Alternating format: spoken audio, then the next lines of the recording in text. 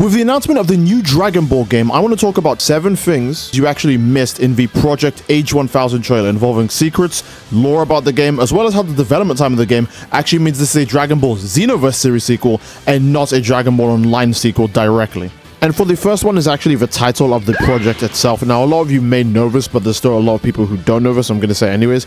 H1000 is the title of the game, and it references the year the game takes place in, which is the Dragon Ball Online connection, because the original Dragon Ball timeline, where all of our fan favorite characters know and fight, that all takes place in H700, and then even stuff like Xenoverse, which is like far into the future, takes place in like the year like 800. This takes place in the year 1000, which is obviously way after Xenoverse, and because of that, you can easily guess that all of your favorite characters would not be around by this point. But just like Xenoverse, they go back in time or they come forward to the future to be a part of the main cast, and this is how we really have our cast characters in Dragon Ball Online. Like, other than Goku, Vegeta, and all these other characters being time manipulated to different places, we actually did get Xenotrunks originally in Dragon Ball Online, and then obviously he became a mainstay in Xenoverse 2, which will allow me to easily transition onto the second point. The Xenoverse series is actually the spiritual successor series to Dragon Ball Online. It's where, again, characters like Mira, Fu, Towa, Xenotrunks all get an introduction. In fact, Supreme Cav Time is mentioned in Dragon Ball Online, but I don't think she's ever physically shown in that game. Xenoverse was the first time we ever got to see this character, even though she was mentioned in Dragon Ball Online, like basically since the beginning.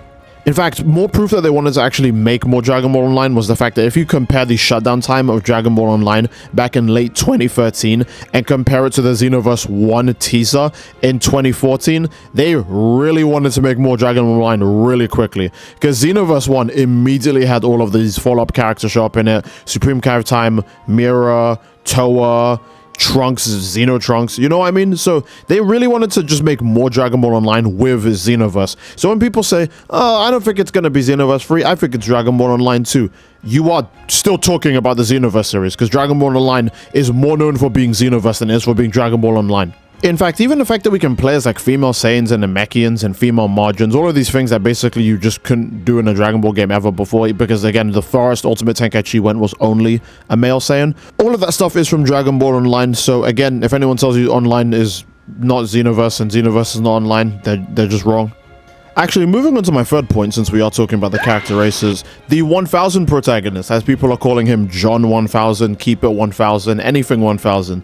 I think, personally, he is most likely not a Saiyan. Now, my personal belief is that he's actually an android of some kind, or some sort of future generation of fighter, because I think they've kept this very consistent throughout all of Dragon Ball, that no matter what, all Saiyans need to have like a dark complexion hair. So him having very blatantly aggressive white hair and being able to go Super Saiyan has to be some like far future thing. Maybe he's an android that can copy those kind of things. It wouldn't be a crazy thing to say. We already know androids in this verse are people who can like reproduce and like bugs that can regenerate. Like, it wouldn't be weird if an android was also capable of going Super Saiyan, right? I think we could all agree that's like pretty normal. Not to mention, again, he's got heavy Capsule Corp theming all over his design. Even with the GS on his back, I think that's supposed to stand for Great Saiyan Man, because we know in Dragon Ball Online, Dragon Ball Heroes, Great Saiyan Man goes all the way up to like 3, 4, and like 5 and all that stuff, right? So, you know, he's probably like the newest generation of Great Saiyan Man. He's even got 7 on his design, so maybe he's Great Saiyan Man 7.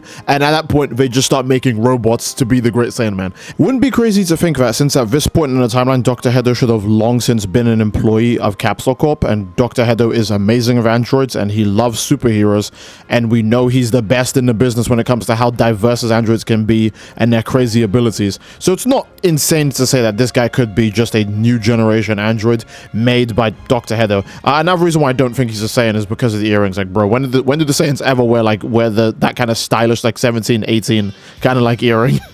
Either way, I think it's very interesting to see that they did make a guy who can go Super Saiyan, and his base form's hair is not dark at all. And I think that leads into my fourth point very well. The 1000 protagonist can copy moves on sight like Majin Buu, or for the extremely cultured, Metal Sonic, which could probably explain why he goes Super Saiyan, because throughout the whole trailer, we see him do reference attacks from other Dragon Ball characters. It doesn't help that he's actually in a training sim, basically, for the most part. We see that he's clearly in like a more advanced version of what Vegeta trains in, right? Vegeta used to train with like these robots, these drones that flew float around inside of a big Capsule Corp like training dome.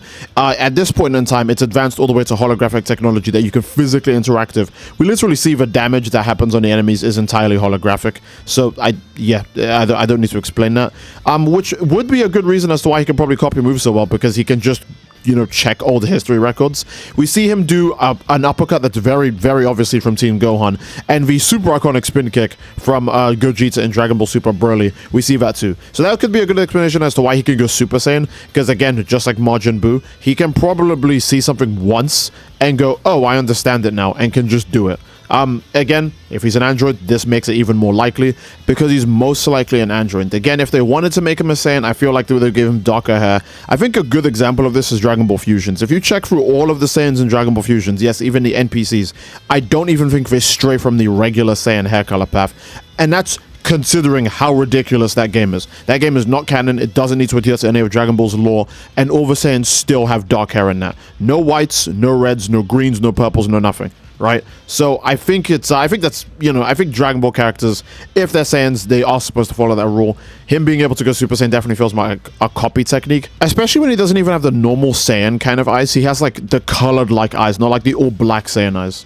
Number 5 thing I wanted to mention was actually the designs. I think they're going to be going for majorly different designs, and I'm going to say this now, probably only for a few main cast characters. We know that obviously Mr. 1000 himself has a very different design from most Dragon Ball characters, and the figure that steps in seems to be Goku with a slightly different design. We could tell from the shoes, obviously, but the reason why I think it's Goku and not like a new fan character, obviously, is because one, we can see that Goku's design is actually slightly different when they show him at the end, when they're doing the whole Mindscape thing of showing all the past fights on all the fighters, right? Goku's design there is quite different. Not to mention, I thought it was like a Goku adjacent fit, kind of how like the Dragon Ball Online protagonists wear very similar Goku fits, but they don't don blue. Like, to make Goku stand out and be unique, yes, he has orange, and a few of the other Dragon Ball protagonists have orange as well in these games, but they never have blue because that'd make them too similar to Goku. This guy does have blue, so it's 100% Goku. I think most of the super important characters are going to get new fits, kind of like Xeno Trunks, if that makes sense, right? All of the new main characters are going to get new outfits to basically make them stand out more. So a good example is, again, Mr. 1000 has a very different design. Xeno Trunks is probably going to, you know, still have his really cool jacket. Goku's gonna have a new design. For now, we don't know if Vegeta has one, because the small preview we get to see of Vegeta is based on his DBS Broly design. So maybe they won't give him a new one, maybe they will give him a new one, but we know that Xeno Vegeta does exist. Xeno Goku does exist, but Xeno Goku is kind of based on like his GT form. This might be a Xeno Goku that's based on his Dragon Ball Super variant, and it's very interesting to see because, again, Goku's design doesn't really change that much. The last time we ever had a different design for him was like the Whis battle suit or the Whis gi, but they changed it back like really quick. So it's actually nice to see that he might actually be getting a new design, at least just for this game. Just for this game. It's not going to be a new permanent design, obviously, because we still have the Moro arc and the Granola arc coming, where he's going to go back to his traditional Goku fit. And speaking of the Dragon Ball Super manga arcs getting animated, that's also obviously very important for Dragon Ball Age 1000. So I'll be putting that at number 6. Obviously, with manga stuff getting animated, this is more than just a manga, by the way, I have to say this. This will also include stuff like Dragon Ball Heroes, Super Dragon Ball Heroes, everything, right? So, for example, things like, I don't know, like Cell X, you know, Super Saiyan 3 Rose Goku Black, the new Dr. Wheelo, Hearts. These are all things that we can have in Dragon Ball games now. So it's not crazy. It's a Golden Cooler as well. Jesus Christ. These are all things we can have in Dragon Ball games and all Dragon Ball media now. So it's not crazy to say that we're going to obviously get stuff like that for the game too. We probably wouldn't even have to wait for the anime. They can probably just start adding it to not just this game, but Xenoverse 2, Fighters, Sparkings, or any other Dragon Ball game that they feel like they just want to add extra content to. They can quickly just go, okay, cool, let's just add like Cell X as a new giant form for Cell. By the way, Cell X originated in Dragon Ball Online, not Dragon Ball Heroes. So that whole section of Dragon Ball, if that's like finally like done arguing and fighting amongst each other now, that means we can actually get Cell X and everything else, right? We can get all the Dragon Ball Online things, all the Super Dragon Ball Heroes stuff, Dragon Ball World Mission, all of these things, the manga content. We can get all of these finally inside the games and other stuff. So finally, hey, official SSJ Goku Black.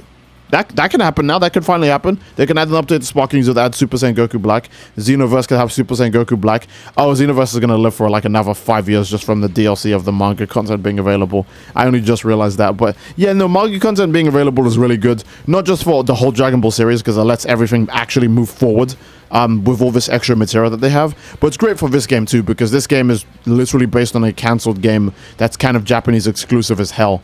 Well, it's not even just Japanese, Asian exclusive in general. This game was like a Chinese, Korean, Japanese game. Dragon Ball Online never released for like the West. Xenoverse has obviously like got much bigger presence in the West, which is another reason why this is, you know, Xenoverse free. And for the 7th final point, this game is Dragon Ball Xenoverse free. Now, I know some of you are probably sick of hearing that, but I'm going to actually finally nail it in that this game is, in fact, the final form of Xenoverse and Dragon Ball Online. So, as a quick reminder, Dragon Ball Online obviously came out and its service ended in 2013, and then Xenoverse 1 was announced in 2014, because obviously it's the spiritual successor. It carried over many characters like Toa, Mira, you know, future Trunks or Xeno Trunks, and then Xenoverse 2 went even further by having characters like Timebreaker Bardock, who did appear in Dragon Ball Online, appear in Xenoverse as well. Basically collecting as many of the like leftover things from Dragon Ball Online and putting them into Xenoverse 2 as quick as possible when they could with the second game. Xenoverse 2 is basically just a version of Dragon Ball Online that has fully succeeded for them, and I think the final form and the ultimate culmination of this is in fact the development time for Dragon Ball Age 1000. So people are going to be like, well, what does that mean? They said 6 to 7 years, and completely just put the brain rotten meme aside, right? 6 to 7 years ago, you have to understand how important this is as a Xenoverse player. Because if I asked you what happened 6 to 7 years ago in terms of Xenoverse 2's DLC and support, it would be Dragon Ball Xenoverse 2 DLC 11, the free DLC pack that had the Supreme Kai of Time in it. Now, obviously, this DLC released 6 years ago, right? If you check YouTube videos for it and everything, it came out 6 years ago.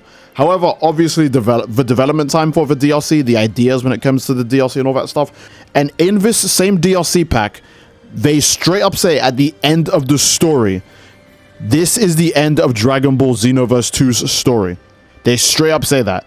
It's a big cinematic talking about the end of Xenoverse 2 and how they hope you look forward to anything coming in the future with your main character, End of Z Goku, and Oob all flying off in the distance and having a great time. So they literally started making Age 1000 around the time of this exact DLC. And Age 1000 takes place in Dragon Ball Online's timeline, and Xenoverse 2 is the spiritual successor to Dragon Ball Online. I think you guys are all smart enough to understand what this means. This game was made when they were actually done with Xenoverse 2. Anything else they made afterwards was just extra money. Everything after this DLC was just, okay, let's just make more money because people are still buying it, right? The end of Dragon Ball Online signifying the beginning of Dragon Ball Xenoverse, and then the end of Xenoverse 2 signifying the beginning of a new Dragon Ball game, which again, that could be online too, but most likely, since Dragon Ball Online didn't succeed well, they're going to title it something that makes more money, that all of the fans know what is, has been a massive success for decades now, Dragon Ball Xenoverse 3. That is my final point about how this game is Xenoverse 3. People want to fight, people want to deny it, but it's just the truth. This is Xenoverse 3. They started making this the moment they were done with Xenoverse, actually. This would explain why everything afterwards of Xenoverse feels very Skeleton Crew-like, and why the DLC releases are so far apart from each other from this point forward. It just makes a lot of sense as to why overall support for Xenoverse 2 like slowed to a crawl after this DLC, because this DLC was supposed to be the end of Xenoverse 2. Everything else is just, hey, let's just make more money because people are still playing this. And I think that is a solid place to end the video, guys. Again, if you guys enjoyed the video, obviously please leave a like in the video. Don't forget to subscribe in the video, as that really supports the channel. And please leave a comment down below as to what you'd like to see next. I actually really wanted to make this video. I actually wanted to make this video basically the day they revealed Dragon Ball Age 1000, but I was doing a bunch of other stuff which made it take longer and longer, so I'm very sorry about that. Again, I do hope you guys enjoyed. I do love you all, and I'll be seeing you all next time, fellas. Take care and peace. Bye-bye.